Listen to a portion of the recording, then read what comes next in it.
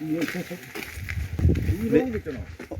루미노망은 한 주 있고, 한 주 심으면 한 주 살았고, 그리고 블랙 사파이어도 한 주 살아있고, 나머지는 바이올렛 킹, 저쪽에는 샤인도 있고, 여기 이제 마야트가 한 10개 정도 되고 그래요.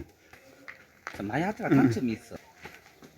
마디가 너무 짧게 나가. 원래 마야트는 원래 이 품종 특성상 마디가 요렇게 나와요. 원래 이렇게 나와요? 예, 길게 잘 안 빠져요. 아, 이 마야트는 초에 샤인은 조금 전에도 얘기했지만은 지금 국내에 들어와 있는 포도 중에 가장 약하다 보시면 돼요. 마야트가? 아니, 샤인이 가장 약하고 가장 연약해서 네. 가장 이 환경적인 요인에 스트레스도 가장 많이 받아. 샤인이. 그리고 가장 약하면서 수분이나 비료에 또 가장 민감해요. 그래서 수분이 조금 많이 들어간다든지 질수분이 조금이라도 세다 싶으면 그냥 이게 마디가 쭉 빠져버려요. 그런데 자옥이나 이 마야트나 뭐 바이올렛킹이나 이런 거는 그 정도로 샤인만큼 민감하지 못해요. 그래서 어느 정도 질소를 줘도 얘들이 마디가 길게 잘 안 빠져. 이제 근데 저쪽에는 또 납작한 게 있어. 그래, 요것도 납작하네. 그래서. 요거는 초에 여기서 이제 뿌리에서 예. 처음에는 올라올 때 뿌리가 활착이 제대로 안 돼 있어서 물을 많이 준다고 해서 물을 많이 못 먹잖아요. 예. 자, 그리고 이제 요 정도 자라기 시작해서 싹이 나와서 올라오기 시작하면은 얘들이 이제 뿌리 어느 정도 뻗어. 그때 물을 좀 많이 주고 혹시나 밑에 탭이나 이런 걸 많이 했을 경우 탭이는 질소분이 좀 세요. 그러다 보니까 탭이가 이제 분해가 되면서 갑자기 흡수가 갑자기 빨리 이루어지면 이렇게 납작하게 돼. 그래서 물 조절을 잘 하셔야 돼요. 물 조절을 잘해서 납작하게 안 되게 하셔야 돼요. 요건 이제 여기 이제 주칸이 납작한데 여기 만약에 이제 2년, 3년 차, 4년 차 되면은 여기 조금씩 개선이 되나요? 아니면 개선이 돼요. 개선이 돼요? 네, 개선이 돼요. 그런데 이제 뒤에 가서 수분하고 이제 비료 관리를 또 잘 하셔야지. 잘 하셔야 되고 지금 이렇게 마디가 너무 붙었잖아요. 나중에 여기서 다 받아버리면은 너무 촘촘해서 잘못하면은 이 광합성 작용을 잘 못해 빛을 너무 가리게 돼 있어요. 그러면 과일 품질이 떨어질 수 있어. 그래서 여기는 이제 여기는 너무 붙었잖아요.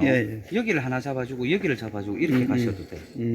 자, 이렇게 가셔가지고 여기는 눈을 나중에 지금은 놔두고 싹이 올라오고 나서 너무 공간이 비좁다 싶으면 그때는 순지르기를 하시면 되잖아요. 순을 질러 가지고 공간을 확보를 하시면 돼. 자, 그런 다음에 내년에는 여기서는 이제 질렀기 때문에 안 받잖아요.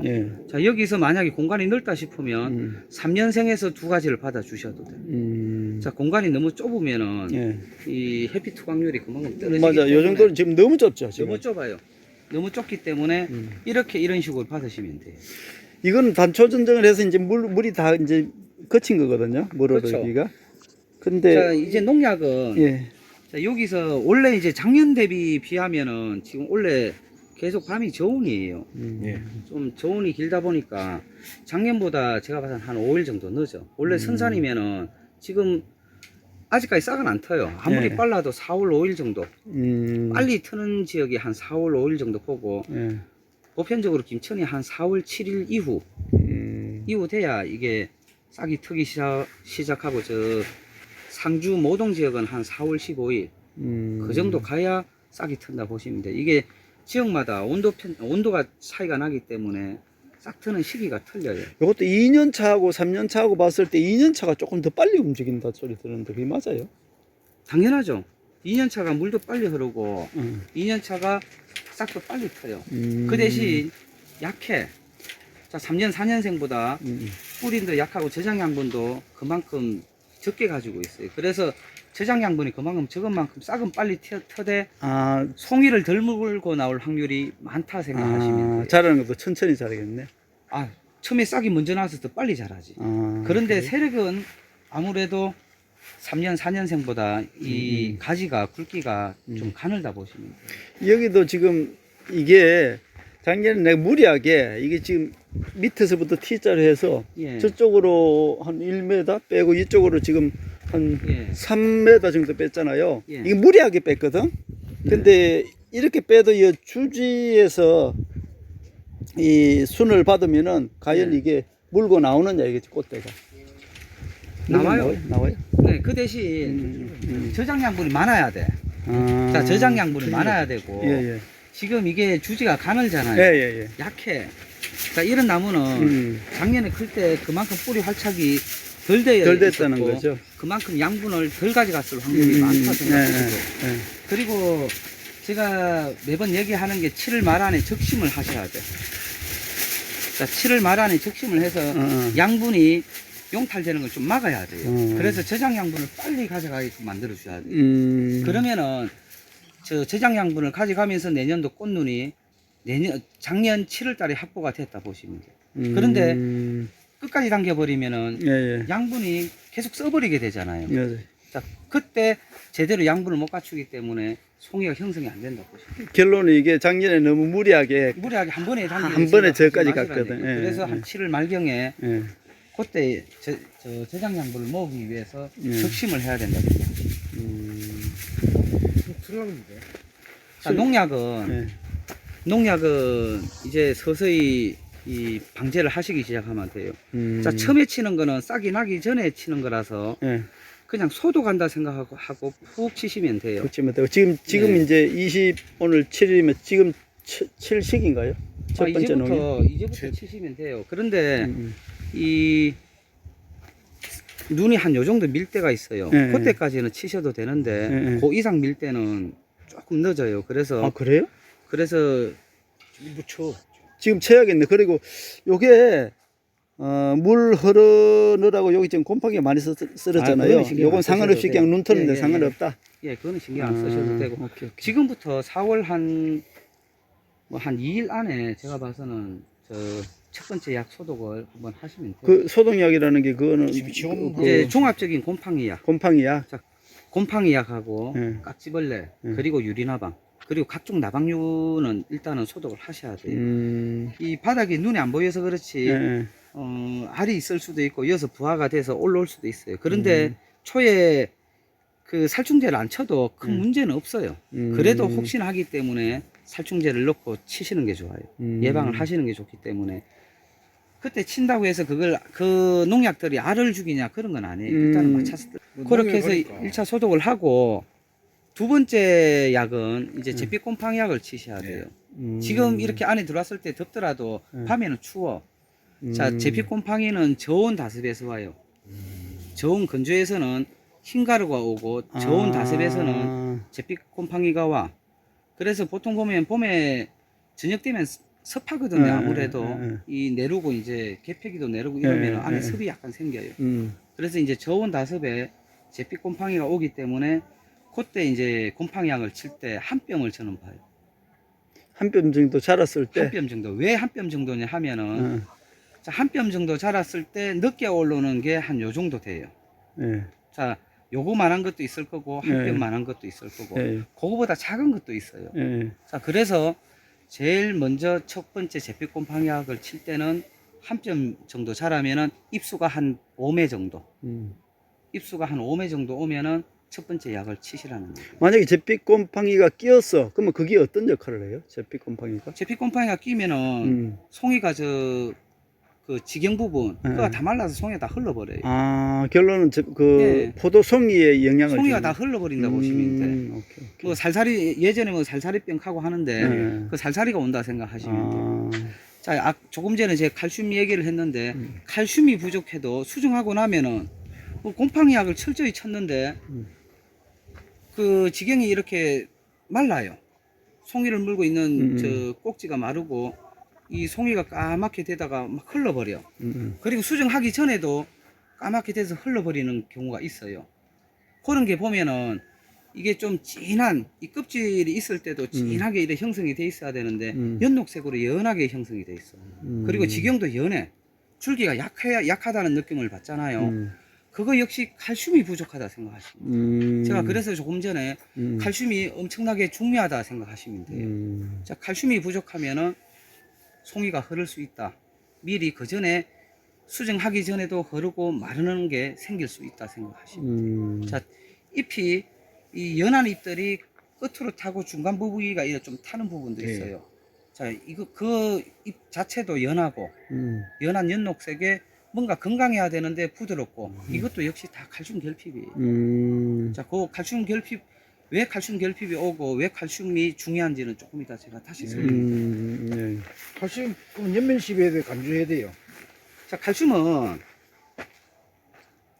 지금 제 칼슘을 하나하나 중간중간에 설명을 할게요. 예. 자, 칼슘은 자, 처음에 이제 물흐름이 끝나고 나면은 세금 뿌리가 뻗기 시작해요. 그렇죠? 예.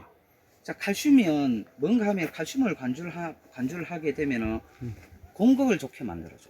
예. 산소 공급을 좋게 만들어주고, 칼슘은 뿌리 선단에서 칼슘이 흡수가 된다 생각하시면 돼요. 자, 뿌리 끝에서 흡수를 하기 때문에 예. 초에 뿌리가 제대로 안 뻗었잖아요. 자, 싹은 수분하고 영양분에 의해서 싹은 터. 예. 자, 작물은 자라는데 칼슘 흡수는 거의 안 되고 있다 보시면 돼요. 자, 그러면은 자, 이 칼슘이 흡수가 돼서 세포막을 형성해서 세포를 건강하게 만들어 줘야 되는데 칼슘이 흡수가 안 되면 모든 게 연해요. 과일도 충실하지 못하고 모든 게 연약하다 보면. 그럼 새순이 나올 때부터 칼슘이 필요한 거예요? 자, 너무 어릴 때는 칠 필요 없고요. 너무 어릴 때는 저 냉해 때문에 저는 해조를 일단은 보내요. 그래서 이 잎을 좀 두껍게 만들어주고 좀 건강한 상태를 미리 만들어주고 한 뼘 정도 나왔을 때부터 자, 관주를 하면은 지금 한 뼘 정도 처음부터 칼슘이 흡수가 되는 게 좋은데 자, 한 뼘 정도 나왔을 때는 그때는 무조건 치라는 얘기예요. 연면십이네 그러면. 늦어져 버리니까. 아니 칼슘을 지금 유황칼슘 뿌리 있거든요. 그것도 흡수가 안 되고 있죠. 그렇지. 자, 칼슘은요 저온이나 저온이나 다습이나 건조나 이런 환경적인 요인에 의해서 거의 흡수가 안 돼요 초에. 그러면 연면십이로 자, 거의 만약에 해야겠네. 계속 흐리고 예. 뭐 비 오고 이래도 칼슘 흡수가 거의 안 된다 보시면 돼요. 그래서 초에 연면십이로 채워 주셔야 된다는 거예요. 자, 세포 분열을 하면서 막 자라. 나무는 신장하고 가지는 막 자라. 자, 질소하고 일반적인 뭐 가리나 이런 성분들은 흡수가 어느 정도 잘 돼서 세포 조직을 만드는데 충분한 그 영양분이 흡수가 되는데 칼슘은 이 나무 자체를 건강하게 만들어주는 이 칼슘은 흡수가 안 되고 있다는 얘기예요. 잎은 만들어지고 가지도 만들어지고 과일이 만들어지는데 칼슘이 흡수가 안 되면은 모든 게 연약해져. 자, 그래서 칼슘을 미리 연면하시라는 거예요. 자, 칼슘은 또 그때쯤에 초에 제가 항상 하는 얘기가 일단 유인선 넘어가면 수분도 아껴야 되고 이 수분을 아낀다는 이유는 우짜랄까봐 작물이 우짜라면 안 돼요. 그래서 수분 조절을 적당하게 해주셔야 되는데 그때 수분 조절을 하기 위해서 물도 적게 주는데 비료나 이런 거 주면 어떻게 돼? 수분 조절할 의미가 없어요. 우짜라 버리는데 그렇죠? 그런데 칼슘은 주라는 얘기예요. 자, 칼슘은 일단 유인선 가기 전에 미리 주라는 얘기예요. 그래서 수정하기 전에 조금이라도 흡수가 돼 있으라는 얘기예요. 자, 수정하면은 세포 조직이 많이 이루어지면서 과실이 비대가 되잖아요. 자, 세포는 늘어나는데 칼슘이 없으면은 그만큼 이 과일이 단단하고 그만큼 건강하지 못해요. 과일이 품질이 떨어진다는 얘기예요. 그게 그때 나중에 수확할 때까지 가. 뒤에 가서 열과 부분도 그때까지 다 가는 거예요. 그래서 초에부터 칼슘은 채워주시는 게 좋다. 이렇게 화학 검증을 했는데요. 예. 칼슘하고 마그네슘 가리 이런 건 상당히 적당하게 중간치에 와 있던데요. 네. 그리고 칼슘은 제가 자꾸 연면시비를 초에 권하는 이유가 자, 일반적인 비료는 3대 원소, 뭐 질소, 인산, 가리 외에 나머지 비료들은 이 세금 뿌리 끝에서 빠는 게 아니라 뿌리 거의 전체에서 다 흡수가 돼. 그래서 그런 성분들은 제대로 흡수가 어느 정도 이루어지기 때문에 큰 문제가 없어요. 근데 칼슘은 또 그 중에서 이동률이 제일 늦어. 거기다가 환경의 변화가 좀 심하게 오면 아예 이동이 안 돼. 그렇기 때문에 연면시비를 하라는 얘기예요. 자, 칼슘이 엄청나게 중요하다 생각하고 수정 전까지 연면시비 2회를 해야 되고 관주는 1회 정도는 필히 하라는 얘기예요. 네. 루비로망 작년에 2주 심어 한 주 이렇게 살아남았는데 이거는 나무 자체가 되게 이렇게 껍네요. 색상으로 이게 맞나 모르겠네. 근데 이제 루비로망도 제대로 착색을 내고 수확을 하려면은 샤인에 한 60% 수준만 달아요. 만약에 샤인처럼 달면은 색깔 내기 힘들더라고요. 샤인처럼 수량을 달았을 경우에 착색 유도하기가 너무나 힘들어요. 그리고 그거 착색 내고 당도를 제대로 내려고 시간을 끌면은 그 뒤에 전부 열과라. 아니 예. 이 루비노망도 열과가 심해요? 뒤에 가서 열과가 심해요. 아, 그래요? 자, 열과는 이제 수분 관리하고 아까 조금 전에 칼슘도 영향을 끼치고 자, 그 수분 관리에 상당한 영향을 끼쳐요. 그 부분은 나중에 제가 수분 관리에 대해서 또 설명을 드릴게요. 예. 요게 이제 그냥 요게 샤인이고 요거는 그냥 네. 자란 거고요. 여기 이제 블랙 사파이어 요거 한 주 심어놨고 블랙 사파이어 여기 이제 한 주가 블랙 사파이어인데 요거는 시험적으로 한번 심어봤어요. 그리고 여기는 지금 이 재배하기 네. 까다로운 품종만 거의 지금 심겨져 있어요. 유튜브용입니다. 아, 그래요? 내가 그러면 모르겠는데 이거를 내가 봤을 땐 자, 농가 소득을 올리겠다 하는 자, 농가 소득을 올리겠다 하는 생각으로 이 품종들은 저는 재배하는 거는 저는 반대예요. 맞는 이 것 농가 같아. 소득 올리기에 상당히 어려운 품종들이라. 자, 음. 재배하기에도 상당히 어려워요. 따져보면 블랙 사파이어는 재배하기는 따져보면 제일 편한데 열과율이 너무 관리를 아무리 잘해도 열과율이 심해요. 맞아요. 그래서 농가 소득에 도움이 안 돼요. 향후 2년 안에 예. 그 김천 상주 쪽 특히 이 시작되는 김천하고 상주 쪽에 전체 그 두 가지 품종으로 저는 한 30%를 좀 바꿔야 된다 생각을 하고 제가 한 2년간 거기에 대해서 좀 노력을 할 거예요. 그래서 샤인을 저는 그냥 조심스럽게 제 혼자 이 생각인데 샤인을 능가하지 않을까. 그리고 최소 샤인만큼은 되지 않을까. 그렇게 생각해요. 그래서 앞으로 한 30% 시장만 이 주산지에서 30% 시장만 바뀌어져도 샤인 양이 그만큼 많이 줄기 때문에 샤인 농가분들도 그만큼 좋아질 거고. 묘목을 장미로. 여기는 이제 캠벨에서 샤인머스켓 이제 묘목을 심은 거죠. 왜 이게 말라 죽겠어요?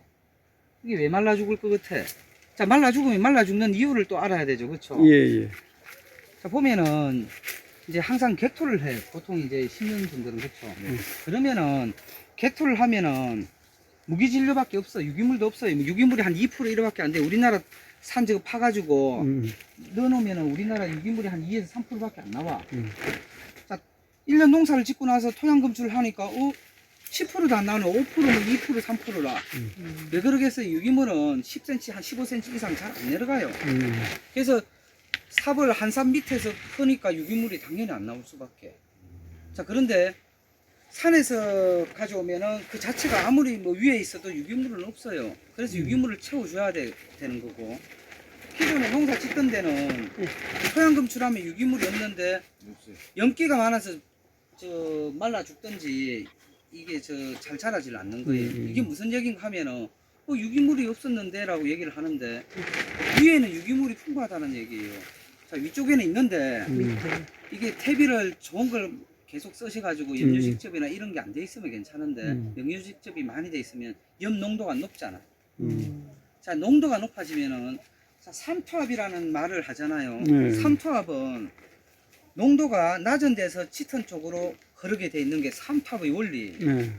자, 그러면은 자, 뿌리가 갖고 있는 농도보다 토양에서 갖고 있는 염기 때문에 농도가 더 짙은 거라.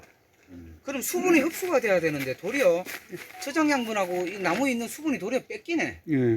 그래서 말라 죽는 거예요. 얘가 염 때문에 타 죽는 게 아니라 산투압에 의해서 뿌리로 가야 될 수분이 도리어 토양으로 뺏겨서 말라 죽는다. 자, 이래 생각하셔야 돼. 그래서 이런 데는 심기 전에 차라리 미생물을 넣고 한번 로타리 깊게 쳐야 돼. 자, 로타리를 깊게 치고 나서 좋습니다. 미생물 넣고 그래가지고 심는 게 좋고요. 그리고 이제 일반 객토한 분들이 있어. 자, 객토를 하고 나서 어떤 집은 잘 자랐는데 어떤 집은 잎이 막 타. 그거는요, 잘 자라라고 복합비료를 옆에다 막 뿌려서 그래.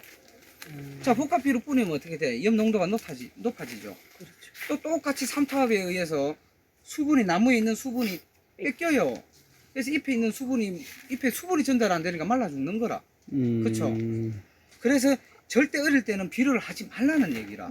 그래서 심을 때 그럼 하지 말라는 얘기. 네, 그 얘기. 그럼 하지 말고 퇴비는 넣으라는 얘기. 퇴비는 가을에 넣고 그 다음에 심으라는 얘기. 예. 이제 미생물에 의해서 분해가 되고 그 연기가 그렇게 안 녹기 때문에 예. 퇴비는 괜찮은데 화학 비료는 바로 연기가 바로 나오잖아요. 화학 비료는 안 주네. 예. 화학 비료는 안 그렇게 되는데. 뿌리는 분들이 있어요. 있어. 어떤 분들은 요소도 뭐 살짝 줬는데? 뿌리는 분도 있어요. 모타 비료가 아니라.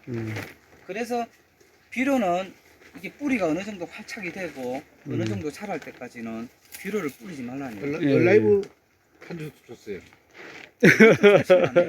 그것도 질소분이 세서요. 똑같은 거라 질소분이 세서 저 농도가 짙어서 삼투압 때문에 말라 죽어요.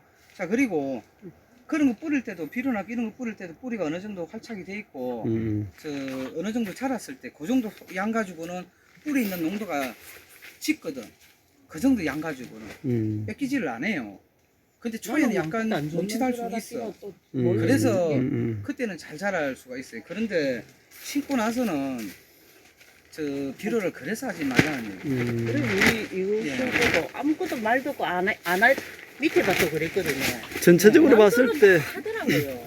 기존 이제 그 포도 농장 캔베리는 캐너그 이제 샤인을 심었을 때 예. 사실 잘 안 자라더라고 1년 동안. 이게 근데 그런 연유 직접 때문에 거의 그런 당연하죠. 거네. 염류 식적 때문에 예. 연화목은 그 삼탑에 의해서 문제점도 있지만은 작년 3월. 그 염류가 직접 되면은 뿌리 활착이 안 돼요. 잘. 일시도 높아지고 이래서 이 비료 흡수도 잘 안 되고 뿌리 활착도 잘 안 돼요. 작년에 캠벨 있는 상태에서 이런 거. 챔벨 예. 있는 상태에서 중간에 숨을 있는 상태에서 하면은 양분 경합이 있잖아요. 예, 예. 이 어린 뿌리가 캠벨 그 큰 뿌리에 이길 수가 있어요. 못 이기지. 양분을 뺏어먹기에 너무 부족한 거라 힘이. 예. 거기다가 나무 밑에서 자라기 때문에 그늘져요. 그래 바로 따내고 우리가 나무를 예. 뺐어야 되는데 그러니까 겨울에 해 띄면 그만. 거의 안 자라. 그래서 거의 되도록이면 안 자라죠. 보내고 심는 게 제일 좋다 생각하시죠. 거의 안 자라더라고. 그러니까 1년차 묘목 심을 때 주의할 그런 사항들 잘 지켜서 원래 처음 샤인머스켓을 심으시는 분들 이런 면들 참고하셔서 실수 없도록, 그리고 일부 실패하는 그런 나무가 없도록 참고가 되었으면 좋겠네요. 감사합니다.